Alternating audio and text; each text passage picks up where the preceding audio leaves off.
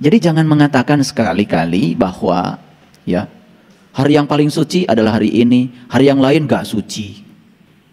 Oh, saya beribadah di hari yang paling suci. Nah, orang lain sayang sekali ya mereka ibadahnya bukan di hari suci. Ini masalah pengertian. Semua hari ya suci, semua hari ya bagus. Tidak ada hari suci, tidak ada minggu suci, tidak ada bulan suci. Semua ya suci.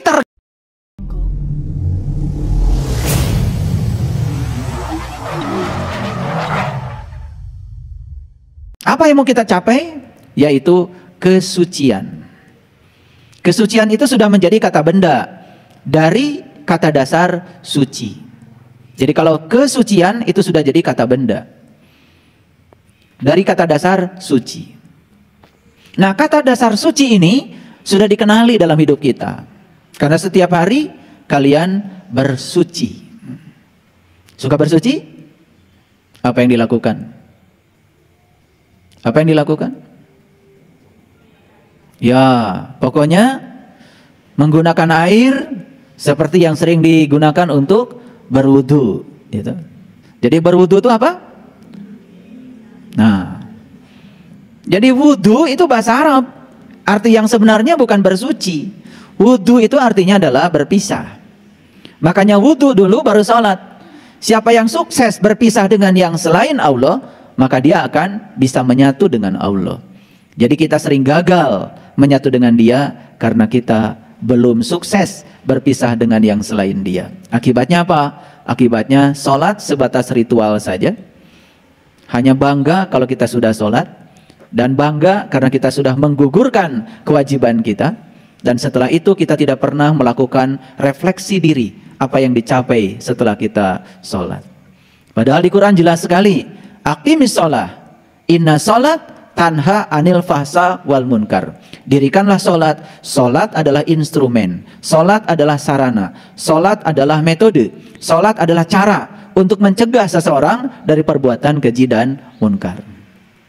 Loh, menjadi lucu ya. Ada yang rajin sholat tapi rajin juga melakukan tindakan-tindakan yang keji. Bahkan tidak berperasaan menyakiti orang lain.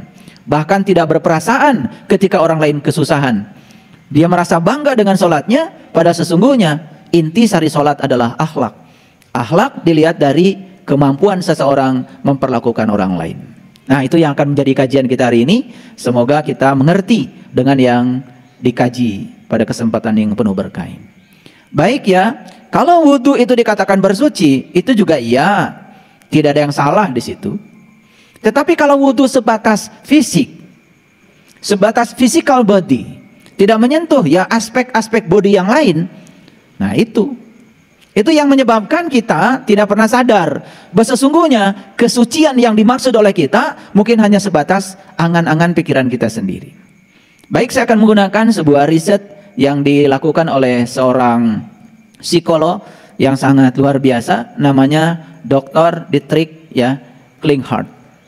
Beliau itu membuat 5 level body ya, yang kemudian digunakan sebagai 5 level untuk mencapai kesehatan atau penyembuhan. Jadi yang pertama adalah physical body. Jadi tubuh fisik ya, tubuh fisik berarti tubuh luar yang kelihatan secara material. Yang kedua adalah energy body ya. Jadi tubuh energi. Yang ketiga adalah mental body. Jadi tubuh mental. Yang keempat adalah intuitive body, tubuh intuisi. Dan yang kelima adalah spirit body, jadi tubuh spirit. Nah, kalau berdasarkan 5 klasifikasi tubuh yang ada pada diri manusia, berdasarkan versinya Dietrich Klinghardt ini, berarti sesungguhnya kalaupun kita sudah sukses menyucikan tubuh kita, berarti baru 1/5 dari proses penyucian diri. Jangan jangan buru-buru mengklaim kalau diri kita sudah suci. Karena kalau suci itu baru di aspek body, ya di aspek luar, di aspek tubuh, sebetulnya kita baru 1/5 proses penyucian.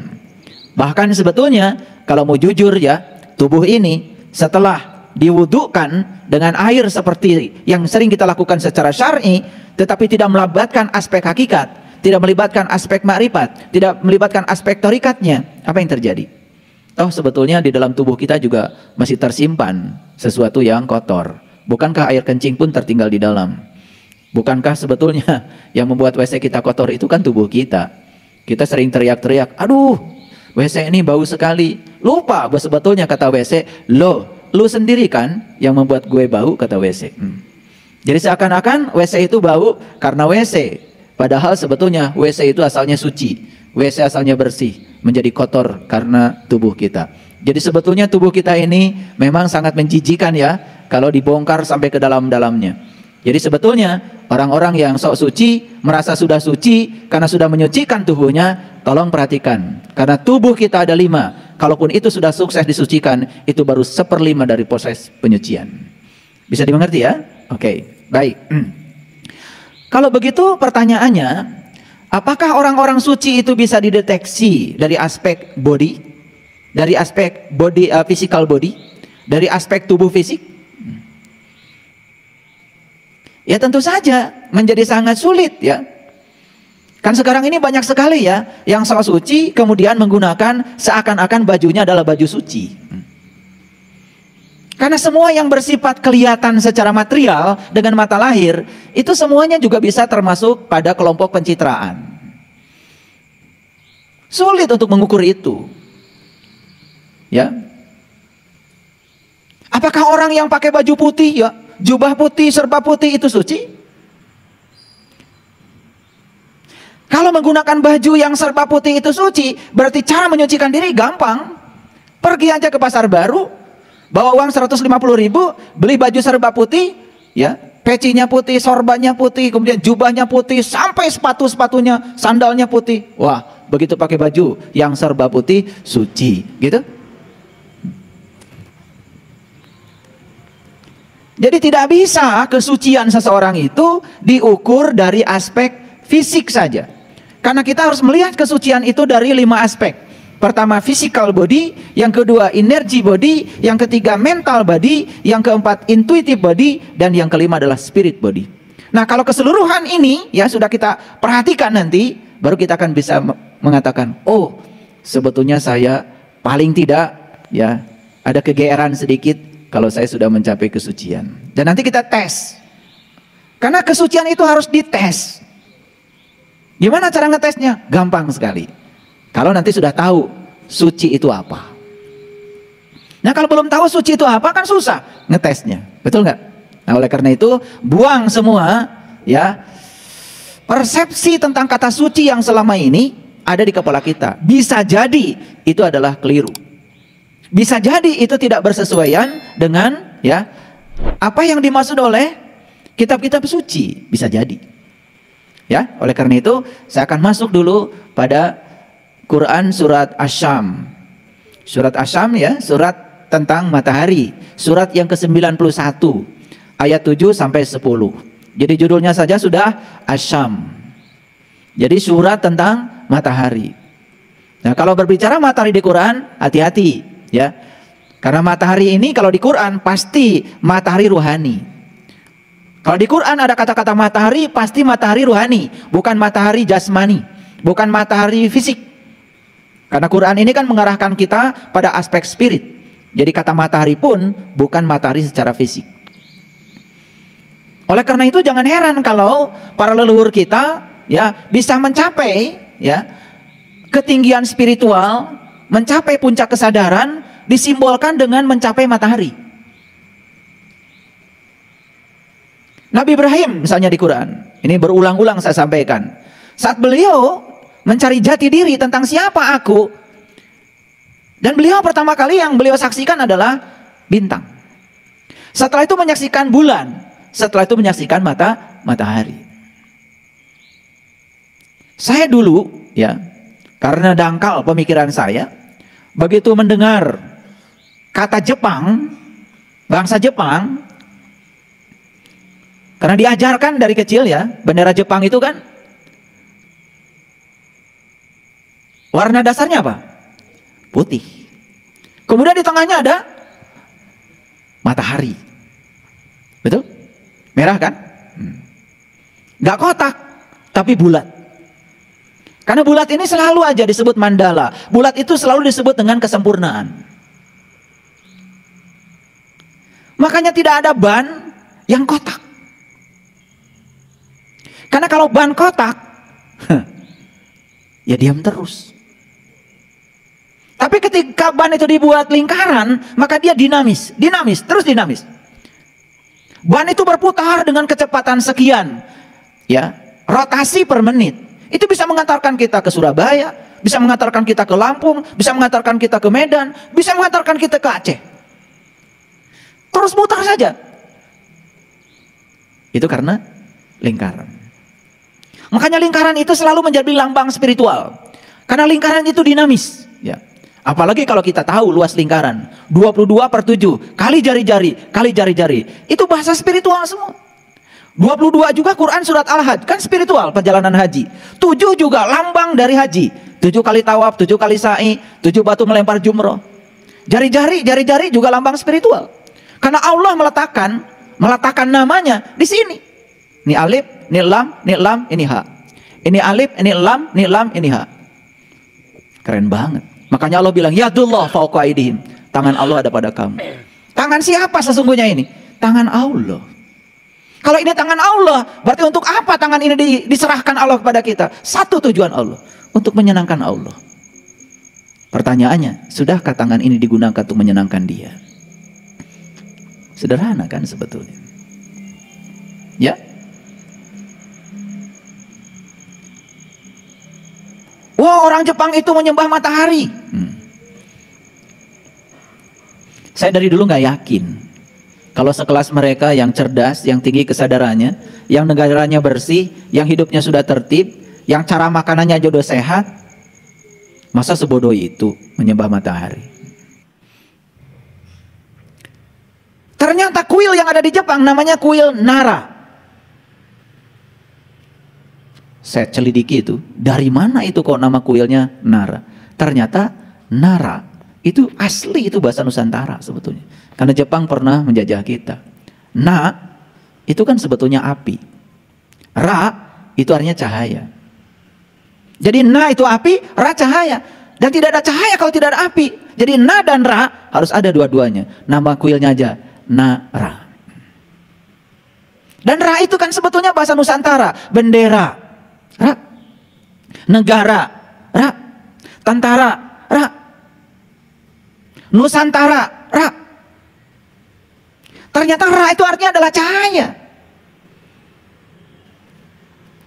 Makanya ada daerah namanya Parahyang. Pa itu juga bahasa Nusantara, artinya adalah tempat, ruang. Ra itu artinya cahaya. Hyang itu adalah mereka yang sudah mencapai ketinggian. Jadi Parahyang, tempat para leluhur yang sudah mencapai ra. Ra itu cahaya.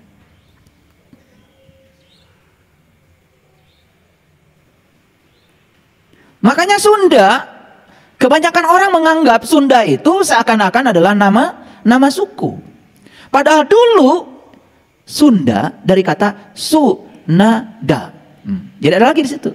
Ada su itu artinya abadi, na tadi apa? Api, da itu besar.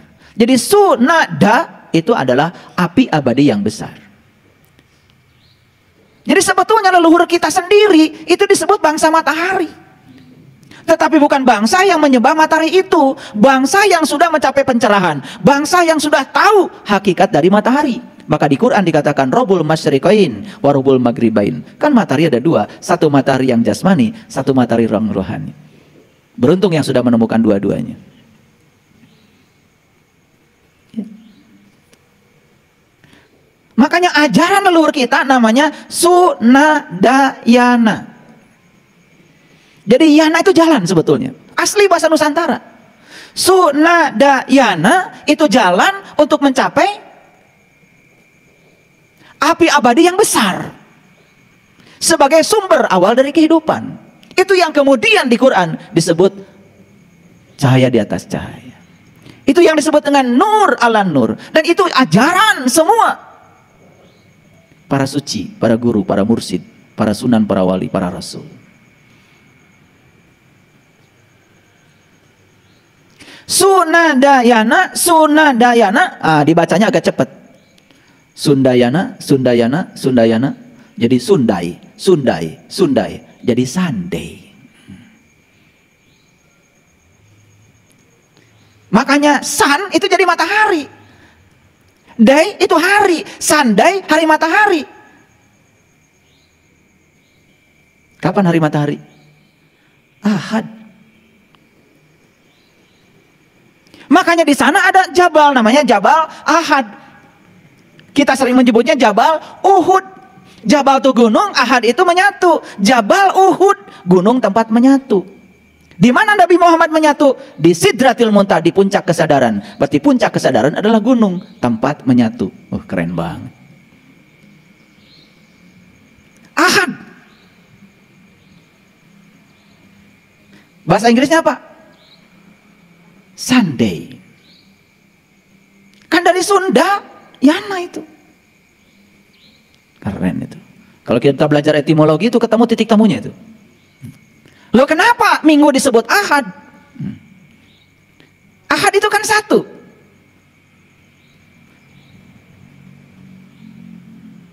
Jadi ketika kita menyaksikan matahari ruhani pada diri kita, di situ terjadi Ahad. Ahad, ahad, ahad. Jadi tauhid.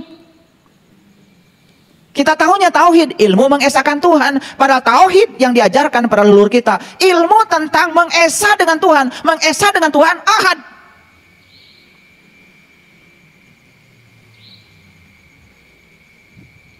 Mengesah dengan Tuhan, ya jumaah, jumaah, jumaah. Berjamaah. Berjamaah itu berarti ngumpul. Ngumpul kita dengan Tuhan. Sahabat lain melakukan kebaktian hari Minggu.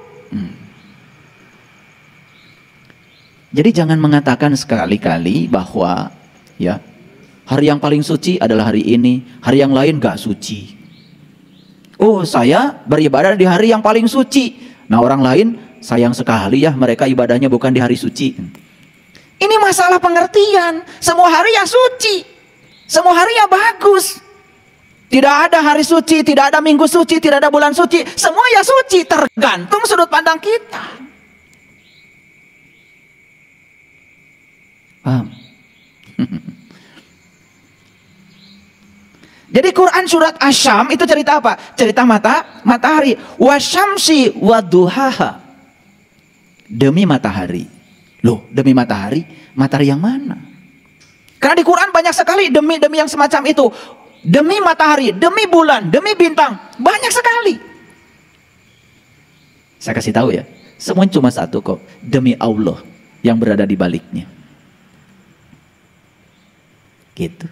Makanya kalau kita sudah bisa memahami Allah yang nyata, Allah yang tidak nyata, semua di balik yang nyata ada Dia sang keberadaan yang mengendalikan semuanya. Disitulah muncul yang namanya kesadaran. Paham ya? Oke. Nah, saya tidak akan membahas Quran surat Asy-Syams, tetapi saya akan membahas apa kaitannya. Kok di Quran surat Asy-Syams itu ada pernyataan Allah 4 ayat yang sangat keren. Yang pertama, wa nafsiu wa ma sawaha. Nafs. Nah, nafs itu sering diartikan diri. Ada juga yang mengartikan jiwa. Saya sepakat ya dengan terjemahan yang ada. Jadi nafs sering diartikan jiwa, nggak apa-apa. Yang penting nanti kita bahas. Jiwa itu yang mana? Karena Allah sudah menghembuskan ke dalam diri kita yang namanya ruh. Faiza sawaituhu wa nafakhtu fihi mir ruhi faqa'u lahu sajidin. Ketika aku sudah selesai menciptakan tubuhmu, aku tiupkan ruhku. Nah, ruhku ini wujudnya adalah nur. Nur ada kaitannya dengan syam. Ada kaitan dengan matahari, ada kaitan dengan ra tadi, ada kaitan dengan na. Oh, keren banget. Ini saya bicara dalam bahasa yang sangat universal. Jadi jangan heran, ya. Kenapa negara-negara yang paling Islami malah justru negara yang mayoritas penduduknya tidak menganut agama Islam? Itu adalah hasil riset dari Profesor Askari. Beliau melakukan riset di 207 negara selama 15 tahun, menyelidiki negara yang paling Islami. Dan Indonesia masuk kategori nomor 140 dari 207 negara. Bagus. Bagus toh 140. Ya lebih bagus daripada 141.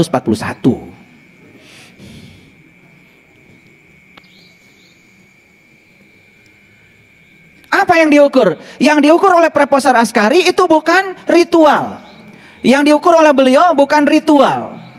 Tetapi yang diukur adalah dampak dari ritual. Kejujuran, tanggung jawab, kasih sayang, kepedulian, kesucian, kebersihan, ketenangan, ketentraman. Sampai muncul kategori yang kedua. Ada negara yang paling bahagia di dunia.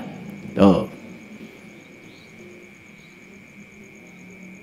Dan negara yang paling bahagia di dunia, kita sama sekali tidak masuk nominasinya.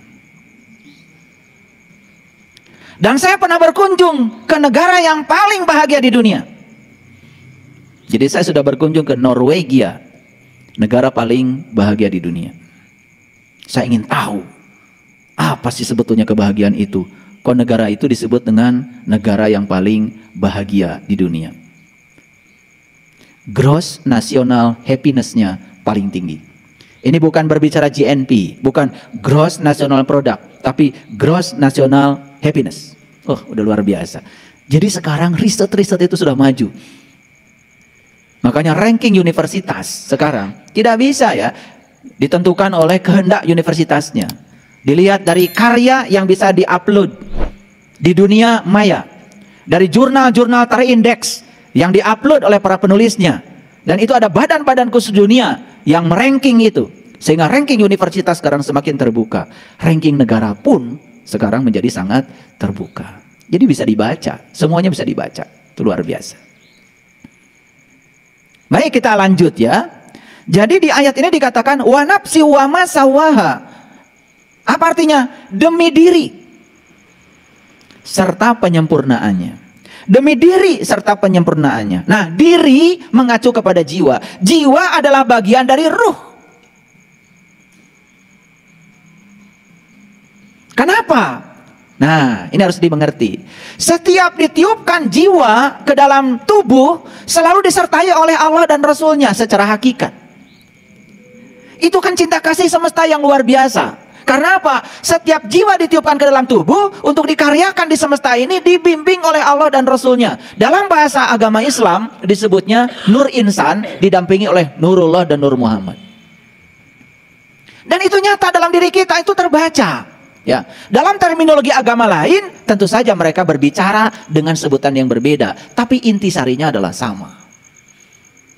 Oleh karena itu, bagi saya orang baik, ya tentu saja siapa saja yang mau mengikuti hati nuraninya. Apapun bagi saya keyakinannya. Gitu.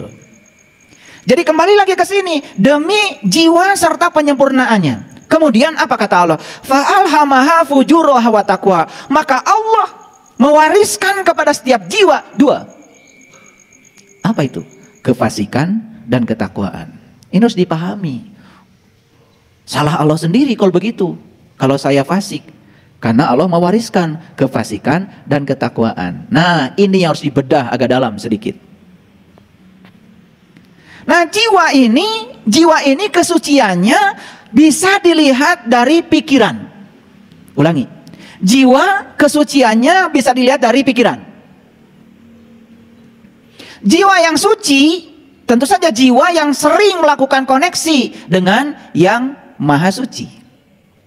Karena dia sering melakukan koneksi dengan yang Maha Suci, jiwa ini menjadi terterangi oleh cahaya matahari rohani.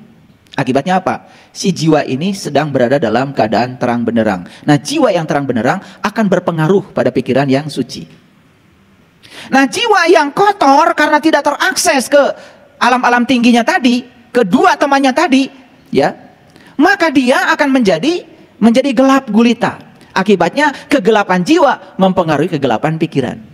Oleh karena itu maka pikiran cara bekerjanya cuma dua. Kalau nggak benar, ya salah. Kalau nggak baik, ya buruk. Makanya dulu ketika kita sekolah, pertama kali dulu sekolah, masih ingat nggak?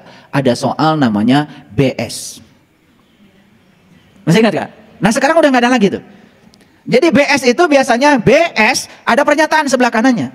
Kita disuruh menilai pernyataan ini benar atau salah. Apapun pelajarannya, matematika, fisika, kimia, biologi, sejarah, semuanya BS. Misalnya pernyataannya, negara Republik Indonesia dimerdekakan pada bulan Agustus tanggal 17 tahun 1954. Nah, B atau S? Nah, Es kan kalian pintar dulu, langsung dikasih bulat kan esnya. Masih ingat kan? Nah, kenapa dulu ada soal BS? Itulah cara berpikir manusia. Jadi manusia itu pola pikirnya baru akan memberikan kepuasan kalau ada pembanding. Itu cara berpikir saja sebetulnya. Nah, tetapi kita menjadi terikat di situ oleh cara berpikir. Padahal benar salah itu adalah cara berpikir. Mekanisme pikiran memahami sesuatu harus ada pembanding. Itu pikiran. Nah, jangan lupa bahwa pikiran bukan diri sejati kita. Karena diri sejati kita adalah jiwa tadi. Tetapi pikiran, ya, pikiran bukan diri sejati kita. Tapi pikiran menjadi indikator tentang bagaimana jiwa itu, kualitas jiwa itu. Ini harus dipahami. Jadi kalau begitu, apakah Allah yang mewariskan kefasikan dan ketakwaan, atau kita sendiri sebetulnya punya mekanisme untuk memahami sesuatu? Harus ada dua, ada kefasikan, ada ketakwaan. Kalau begitu pertanyaannya, kefasikan dan ketakwaan salah apa benar? Kefasikan dan ketakwaan itu adalah sisi-sisi kebenaran. Karena tidak ada ketakwaan kalau tidak ada kefasikan. Tidak ada kefasikan kalau tidak ada ketakwaan. Tidak ada orang kaya kalau tidak ada orang miskin. Tidak ada orang miskin kalau tidak ada orang kaya. Paham? Tidak ada benar kalau tidak ada salah. Tidak ada baik kalau tidak ada buruk. Jadi bukan Allah mewariskan kefasikan. Tetapi cara kita bekerja untuk memahami sesuatu harus menggunakan pembanding. Jadi jangan kemudian buru-buru, wah ke Allah kan sudah mewariskan saya kefasikan. Gak apa-apa saya fasik, karena apa? Kan Allah yang mewariskan. Itu yang selama ini dipahami keliru tentang ayat ini. Seakan-akan Allah itu ngasih kefasikan, ngasih ketakwaan, dan kemudian kita disuruh untuk memilih salah satunya. Padahal kita disuruh untuk melampaui kedua-duanya. Ini nanti akan masuk pada kesucian. Ini cara saya mengajar pelan-pelan, supaya dapat dimengerti. Baik, kita lanjutkan. Qad aflaha man zakaha. Sungguh beruntung orang yang sudah menyucikan jiwanya. Wa qad khaba man dasaha. Dan sungguh rugi orang yang mengotori jiwanya. Mari sekarang kita buktikan. Apa untungnya kalau kita suci jiwanya? Dan apa ruginya kalau kita kotor jiwanya? Paham? Oke. Tadi indikator suci dan kotornya jiwa dapat dibaca dari pikiran. Masih ingat ya? Oke, sekarang kita masuk pada indikator yang gampang, yaitu pikiran. Baik, saya masuk dulu ke sini. Apa indikator kesucian jiwa? Indikator kesucian jiwa adalah pikiran. Nah, 3 ciri kesucian. Ini harus dicatat. Yang pertama, terbebas dari ketamakan. Atau keserakahan terhadap yang diinginkan. Itu indikator pertama. Tidak ada orang yang tamak atau serakah pada yang tidak diinginkan. Selalu saja tamak dan serakah itu terhadap segala sesuatu yang diinginkan. Paham?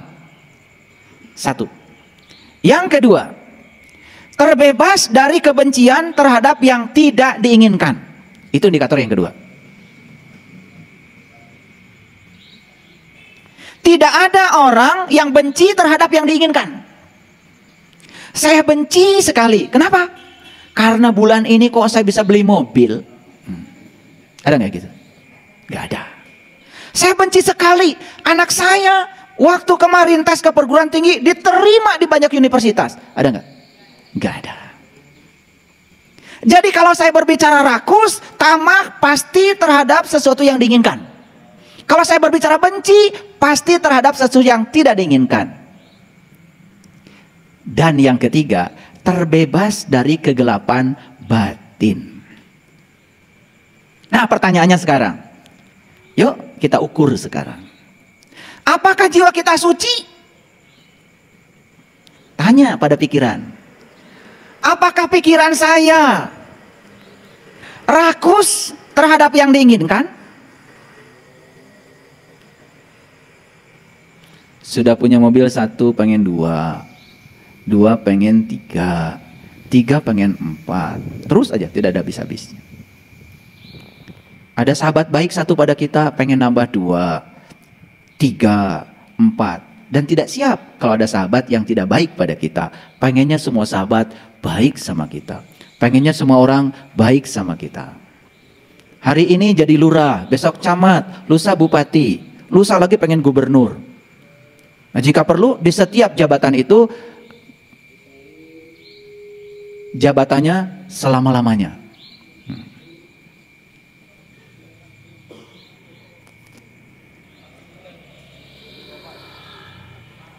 Jadi kalau menggunakan indikator ini, pertanyaannya sekarang bagi kita, apakah kita hari ini orang suci? Jawab dong.